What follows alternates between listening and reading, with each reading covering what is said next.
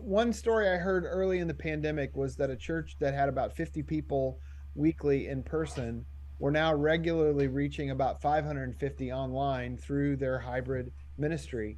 I know one church here in Ohio where I live who broadcasts from their living room every week, and they have 1,500 people that are regularly participating. They are giving, they are doing online Bible study, all of those kinds of things.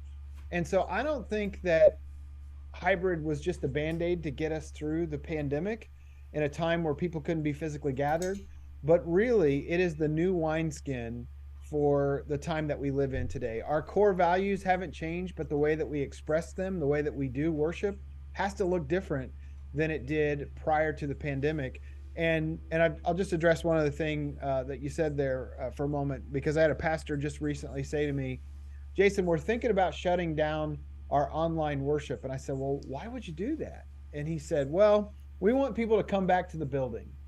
And I said, friend, while I appreciate the sentiment and the thinking behind that, if my favorite restaurant stops offering delivery service, it doesn't mean I'm going to get in the car and drive to the restaurant every time I would like to eat the food from that place. I'm going to find somebody else that delivers, because in the rhythm of my life, which has changed the last few years, I don't always have time to stop what I'm doing during the day, get in the car and drive to where this restaurant is.